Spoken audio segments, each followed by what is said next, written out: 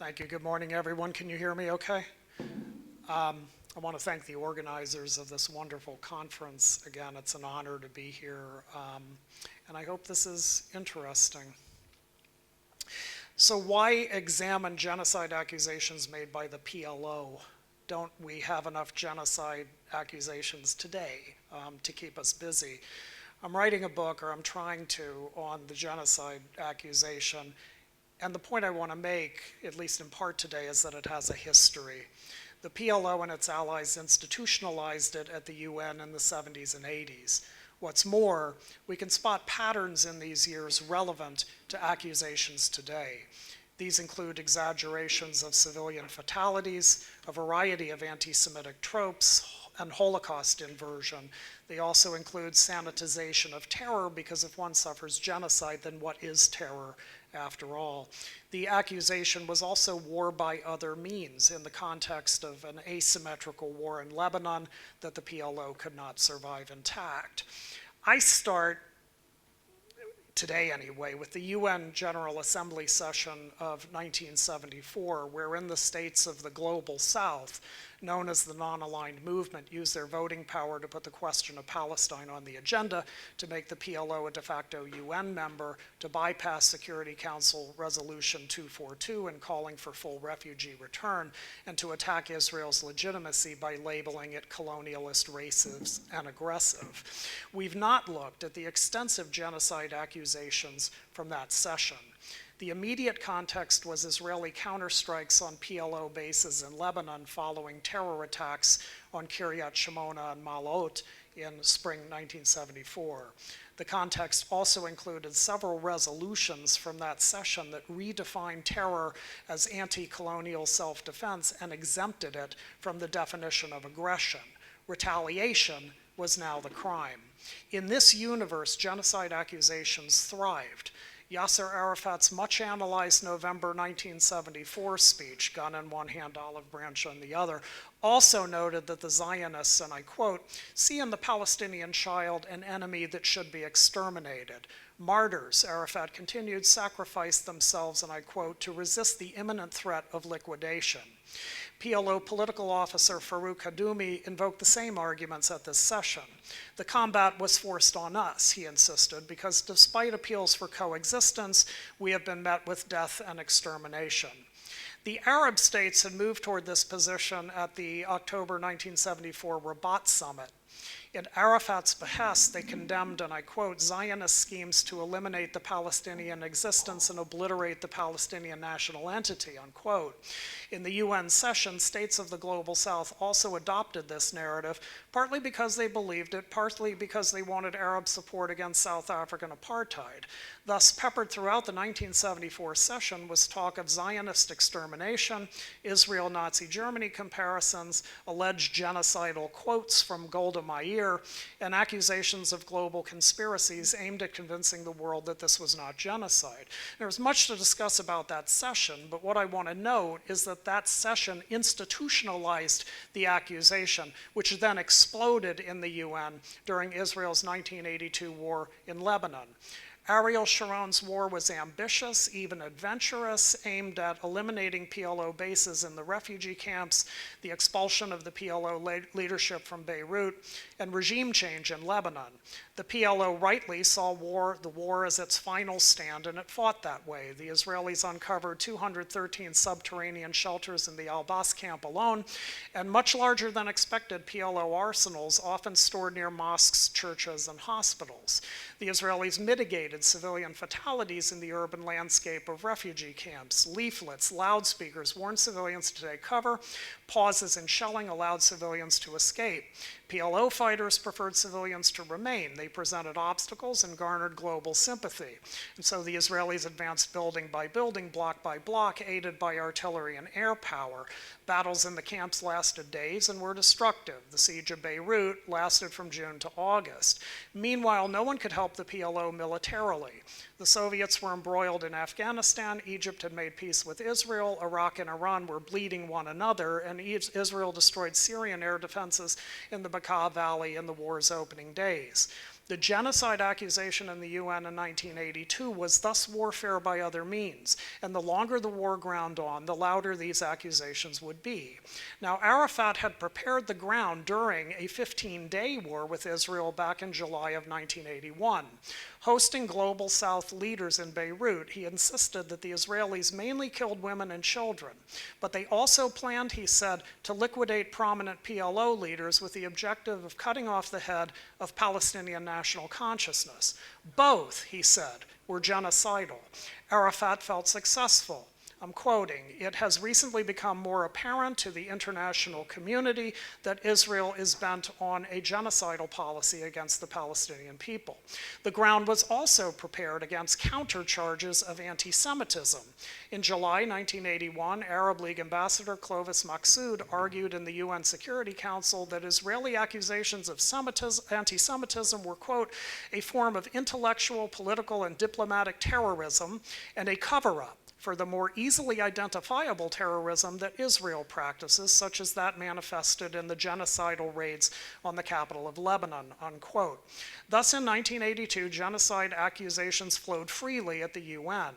On 16 June, Arafat wrote UN Secretary General Javier Pérez de Cuellar, stating that, quote, "Israel fascist invaders have demolished all 14 refugee camps, destroyed hospitals and schools, and killed or wounded 30,000.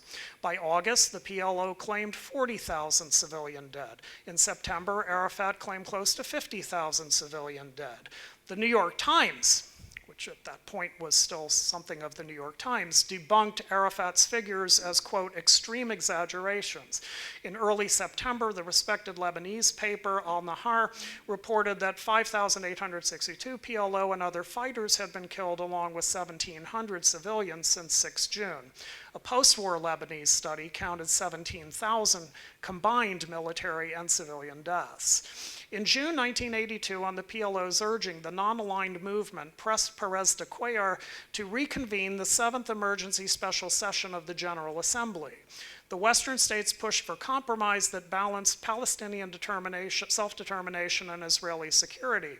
But PLO Representative Zudi Labib Terzi spoke first. At Arafat's bequest, he conveyed greetings, quote, from the Palestinian freedom fighters resisting a war of extermination. The aim of Begin's Holocaust, as he called it, was, quote, to eliminate hundreds of thousands of innocent children in Lebanon, to eliminate the Palestinian people as such, and to eliminate the Palestine Liberation Organization. I declare from this rostrum, Terzi said, that the Palestine Liberation Organization is the Palestinian people in its totality. Thus, the attempt to destroy the PLO by itself was supposedly genocide. Farouk Kaddoumi spoke later in the session. No one, he said, and I quote, hesitates to consider Israel Nazism's twin. Kaddoumi alleged that, quote, women and children have been deliberately murdered while even schools, hospitals, and nursing homes have been shelled, unquote. The Israeli intention, he said, and I quote, contrary to all falsehoods concerning security, is first and foremost to liquidate the Palestinian people and destroy its legitimate leadership. The war, he said, was, quote, tantamount to annihilation of the human race, unquote. These statements set the tone. All Arab Muslim states, many other non-aligned states, and now the states of the Soviet bloc accused the Israelis of genocide. The Sandinista-led Nicaraguan government insisted, quote, never since the time of Hitler has such mass genocide been witnessed. For the Iraqi delegation, and I quote, not even the Jews experienced at the hands of the Nazis, or not even the Jews experienced at the hands of the Nazis, what the Lebanese and Palestinian people experience today. For Zaire's delegation, the war was, quote, completely without precedent in the history of international relations, unquote. Vietnam insisted that 910,000 children had been killed. These accusations were also laced with anti-Semitic tropes. The gleeful murder of children, born or unborn, was prominent. Yassim Yousaf's Jamal of Qatar claimed that Israel soldiers, quote, in their attempt to exterminate an entire people, are motivated by their thirst for Arab blood, be it the blood of a child, a woman, or an old person. The aim of the extermination of the Palestinian people. It matters little to them that hope rested in the unborn child of a defenseless mother, unquote. The Israelis were, quote, seeking the so-called security of the chosen people, as they so arrogantly state, unquote. The trope of global Jewish deception also received a full airing. The non-aligned states had practice. Back in 1978, Mauritania's delegation called Israel's brief incursion into Lebanon an unprecedented genocide hidden by the fabulous sums spent by Zionist lobbies in order to orchestrate noisy publicity favorable to international Zionism. In 1982, more states joined in. Hazem Nazeba of Jordan decried, quote, an Israeli campaign already in operation to brainwash an outraged world.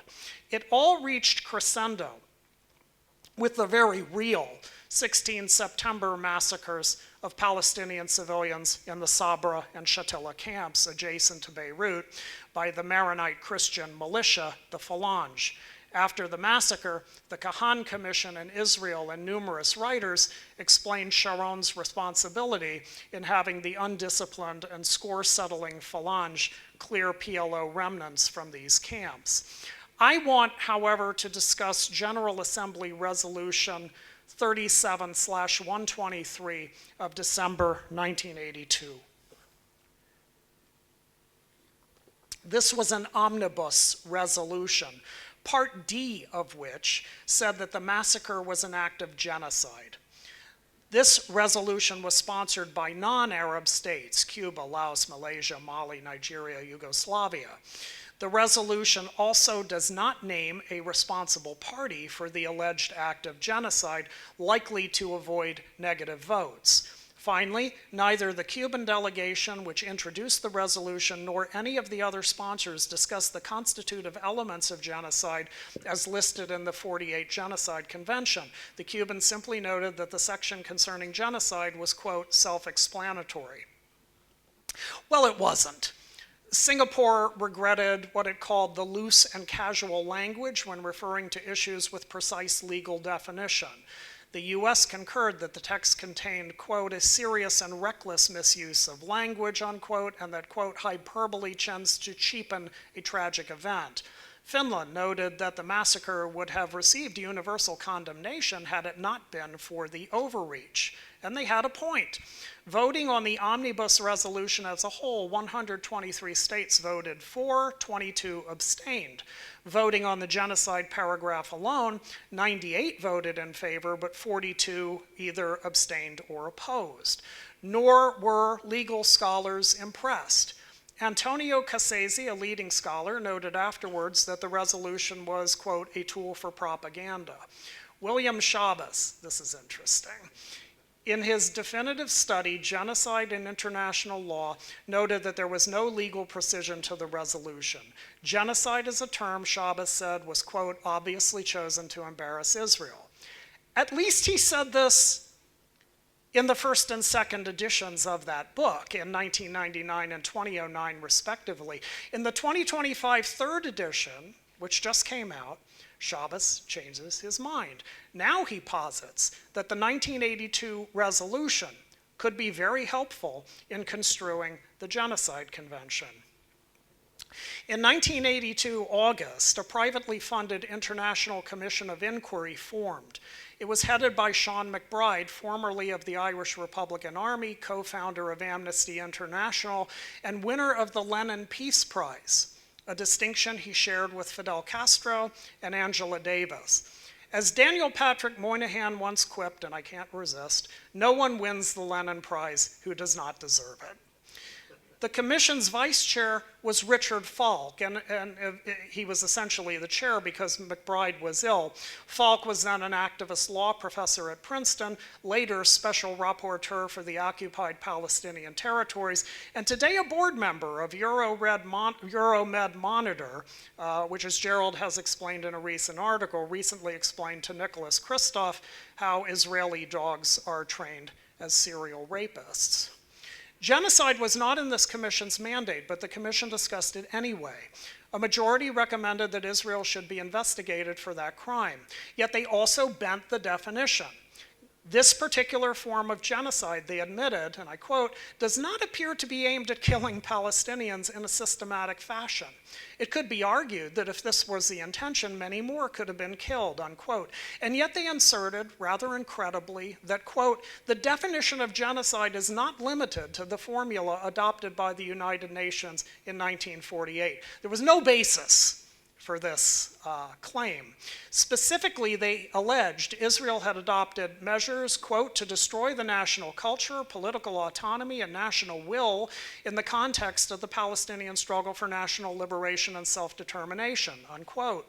The PLO, they said, embodied these. The commission said nothing about PLO terror. It instead adopted the PLO's argument that to destroy the PLO was genocidal because the PLO embodied Palestinian national consciousness.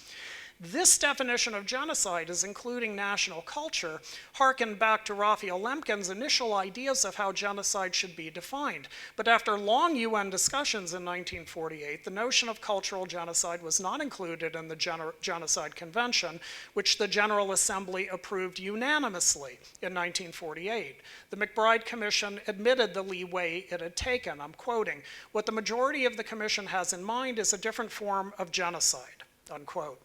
Law journals didn't take this seriously. Middle Eastern studies journals did. They published long excerpts from the 282-page report, including many of the comments on genocide. The PLO found itself on lonely ground following the end of the Cold War and the end of South African apartheid, but it retained its genocidal imagination. As the first Intifada ground to a close, Nabil Ramlawi, the PLO representative with the UN Human Rights Commission in Geneva, creatively accused the Israelis of preventing births. He claimed that the Israelis poisoned Palestinian schoolgirls in the West Bank to render them barren. He insisted that at the start of the Intifada, the Israelis forced 4,000 abortions on Palestinian women.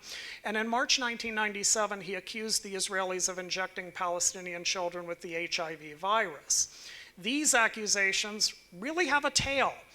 In March 2025, the UN Commission of Inquiry on the Occupied Palestinian Territories accused, and they accused the Israelis again of this about a month ago, or weeks ago, accused the Israelis of deliberately targeting Gaza's largest fertility clinic in December 2023 and destroying 4,000 embryos. So I'll close here. What's it all mean?